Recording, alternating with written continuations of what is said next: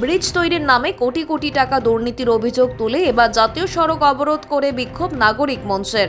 এদিন নদিয়ার শান্তিপুরের বাবলা গোবিন্দপুর 12 নম্বর জাতীয় সড়ক অবরুদ্ধ করে নাগরিক মঞ্চের পুরুষ মহিলা সমন্বয়ের সদস্যরা।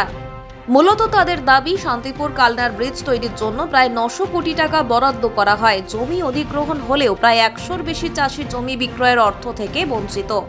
কিন্তু এক শ্রেণীর অসাধু ব্যক্তিরা অবৈধভাবে জমি অধিগ্রহণ করে টাকা আত্মসাৎ করেছে।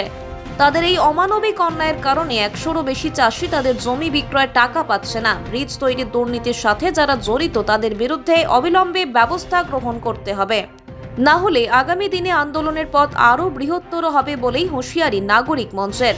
বিক্ষোভকারীদের দাবি, যতক্ষণ না পর্যন্ত জেলা শাসক এসে তাদের আশ্বাস করবেন ততক্ষণ পর্যন্ত রাস্তা অবরোধ করে বিক্ষোভ চালিয়ে যাবেন তারা।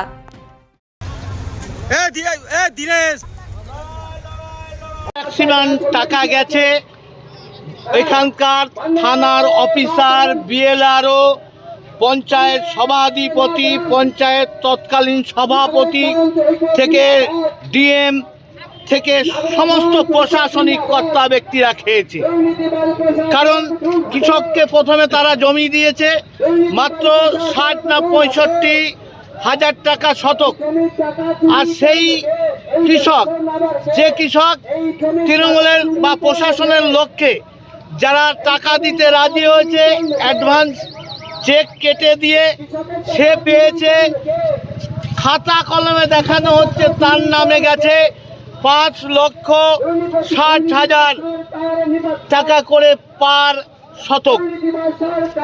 তাকে দেওয়া হয়েছে, কৃষককে দেওয়া হয়েছে মাত্র ওই 1.5 লাখ টাকা শতক। বাদ বাকি সমস্ত টাকা ভাগ বাটারা হয়েছে প্রশাসনকে।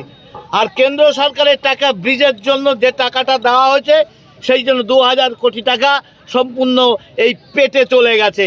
কিন্তু কৃষকরা তার জমির মূল্য এখনো পর্যন্ত পায়নি এবং প্রশাসনের কাছে আরটিআই করে সঠিক তথ্য দিচ্ছে না, এড়িয়ে যাচ্ছে। বিভিন্নভাবে বহুবার চেষ্টা করা হয়েছে, তাই এখানে বড় চুরি হয়েছে। চুরি ধরলে পরে অনেক প্রশাসনের কর্তাবর্তী থেকে তৃণমূলের সমস্ত দায়িত্বশীল এমএলএ তৎকালীন সময় থেকে যারা আছে, সেই সময় যে করাপশন হয়েছে সবাই জেলে বাস করতে হবে। এক্ষেত্রে কি সিবিআই কিংবা কোনো তদন্ত চাইছেন আপনারা? অবশ্যই সিবিআই তদন্ত চাইছি। জনস্বার্থ মামলা করা হয়েছে, চেষ্টা হচ্ছে কৃষকদের টাকা দেওয়ার জন্য, কিন্তু পেছনে যে টাকাটা চুরি হয়েছে সেই ব্যাপারে এখনো ঘাটতি দেখা যাচ্ছে। আগামী দিন এর তদন্ত হবে। আমরা 26-এ যদি পাওয়ারে আসি, সমস্ত তদন্ত করে এদেরকে জেলের ভাত খাইয়ে ছাড়বো।